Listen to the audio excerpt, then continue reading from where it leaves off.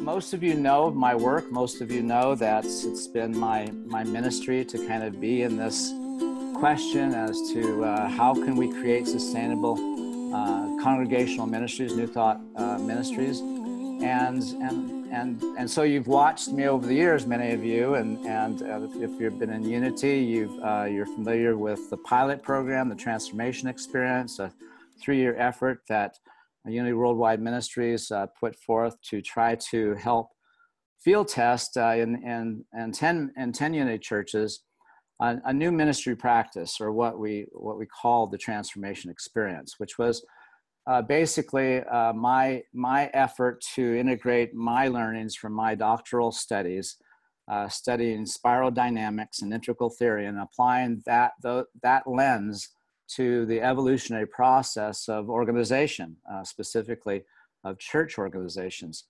And so that program, while it's produced quite a bit of data in terms of our testing some of our theories, it was defunded, and therefore it didn't result in anything. But I never stopped really examining and being in the question, what is really necessary to evolve our churches, to transition from minister-centric to mission-centric. And it's apparent, and I have confidence in the leaders of both CSL and Unity that they're aware that these times are problematic, and they are aware that 9 out of 10 churches, congregational churches, are in decline in North America. This is not just fake news, so to speak. This is things that are really happening, and so but there's how it is. Our parent organizations can't do anything without getting a lot of consensus before they can move forward, and then there's all kinds of processes, and after everybody talks it through, or 3 or 4 or 5 years down the road without anything to really test or try. And so I'm wanting to share the last 3.5, 4 years that Jane and I have been doing in terms of our work here at Unity Spiritual Center in Spokane, where we have been in an intentional process to evolve our ministry from minister-centric to mission-centric. And we have lots of experience now, and I have accumulated a group of clients who are now journeying with me, and so there's much to share. And so this will be substantive conversation rather than theoretical. And since that's been part of the challenge in the past, is that most of my ideas have been things that have, that's been part of my role, is to kind of be the channel for some of these innovative ideas, but not having the experience of being able to point to, here's an example of what this looks like, has been the primary drawback. But now I have a lot to point to with respect to what I'm going to be talking about. So, and also too, that I realize that we can't just bolt on these new component parts, so to speak, that we can't just kind of have a kit that kind of upgrades our ministry to make it mission-centric and then things change. We actually have to evolve out of our current ministry practice, our 400-year-old practice that's not sustainable in these times. And in order to do that, we have to enter into a total different practice, which means that mission-centric ministry is not just doing the pastor-flock model of ministry with a really good mission statement. That's not what that means. It means actually moving to second tier, evolving our organizations, if you're familiar with spiral dynamics, evolving out of subsistence level of existence, which is what first tier is all about. And Unity and New Thought and CSL were all centered in the green mean, very much embedded in the first tier dynamic. And so what we're talking about is looking at mission-centric ministry as a driver to evolve ourselves out of the subsistent dimension of how we be with what we have. And so moving to second tier means that we are focused on who we're being, not what we're having. And there's a total different context for what gets created when that shift takes place organizationally, in the context of leadership, and the context of how we facilitate church growth and development. So I have a lot of information to share. And so here's my purpose. Here's my purpose. My purpose over these next 9 sessions, I've mapped them out. You've got the dates. I want to convey everything that I know to you.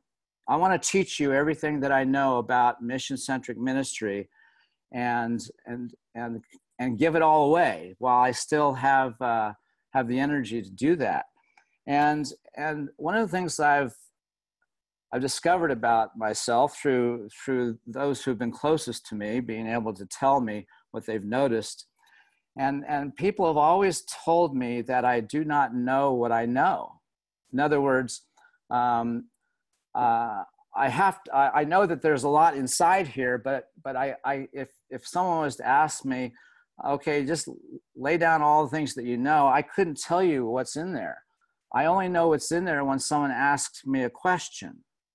And that's the dynamic that I'm wanting to create, is I'm wanting to generate a way in which I can access what is coming through me now, because it's a whole different game for me. I mean, so for those of you who know that I've had cancer, I had cancer 11 months after Jane and I arrived here in Spokane, and so I'm in my first ministry after 20 years of being not in the role of minister, but in the role of working to help develop organizations in these processes.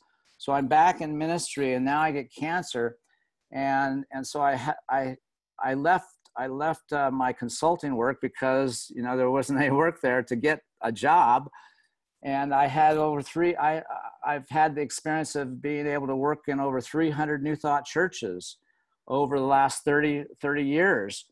And then I got cancer, and then I went through my treatment, which was, most of you know, medical marijuana. And that was quite the extraordinary experience. And I healed myself from cancer, over 30 tumors, internal tumors, in 60 days, medical marijuana. But the other side of it is that it opened up all these doors in my consciousness now that, on one hand, my short-term memory sucks now because of all the pot that I've had to ingest, but my access to these other realms are wide open. The doors have swung open, and all I need to do to access it is for someone to ask me a question. And all the videos, if you've watched the videos, all those videos have been created in that way. People have asked for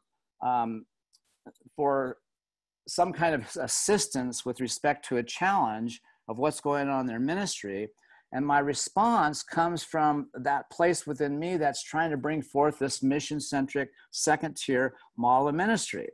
And so I can't answer the question without conveying the principles that are trying to be brought through me. And so in order for me to generate the contents that's necessary for us to evolve the New Thought movement, and I mean that for us to evolve the New Thought movement, because our leaders aren't going to be able to do this. They don't have the bandwidth to do this. Our organizations are too cumbersome to kind of move the whole thing. We have to do it from the bottom up. And I've had experience in doing this from the bottom up before, so I know this works. So all we have to do is we just have to create a community of people who are really seriously interested in evolving their ministries and moving the movement into a more sustainable ministry practice, so that we can participate in creating a world that works for everyone, as opposed to become modulated by all the craziness and fall by the wayside. We've already lost 15% of our churches, 25% of all New Thought churches have closed in the last 15 years. We just had one in Spokane close their doors, and you probably have heard of churches now selling their buildings, and ministers now, they're leaving their assignments because their church can't afford them. And this is not a small thing. This is huge, and nobody knows what to do about it. And so I'm not here to say that I know what to do about it, but I am doing something that I feel is making a difference. And the people that I'm coaching feel supported by the process. And so part of part of the purpose here is to lay down and archived by virtue of recording these sessions to get these principles conveyed in the context of your challenges to kind of deal with what's arising right now in your church. And for me to convey something in the context of your challenge that reflects what is emerging in this new paradigm of ministry that is coming through, then that's how we grow the body of information. And then as you guys try things out, as you guys say, well, wait a minute, I think I can take this and work with it, then we get more depth of experience. So here's the thing. This is what I've learned about why much of my effort in the past hasn't really flourished like I have, like I've made up in my own mind it should. And it's because my approach has been to consult, to kind of say, okay, here, do this or do that, as opposed to coach. Because what's needed is for you to be able to create what I'm describing, not me to sort of here, bolt this on and let it go. No, we have to make this new ministry practice work. And so we're not going to be able to necessarily point to ways that we just copy this over here. No, we have to, in our own church culture, create the tipping points. That doesn't happen by bolting on programs and activities. We actually have to evolve the culture of our church, the identity of the church, and the people within our communities have to evolve too, that we have to wake up, grow up, clean up, and show up. To coin Ken Wilber's integral spirituality, that whole context of we have to really be hyper-vigilant now, especially in these times, if we're going to be resilient with what's unfolding. And if you're sensitive to these times as being really chaotic, as they are, then emergence is the kind of new superpower that we want to cultivate, the capacity to leverage the disruption so that we can insert in the situation that is the problem and not try to fix the problem, but use the problem as an evolutionary driver. And so that's how we're wanting to approach this. And so it's complex, but my gift is that I can describe it if I have the right questions.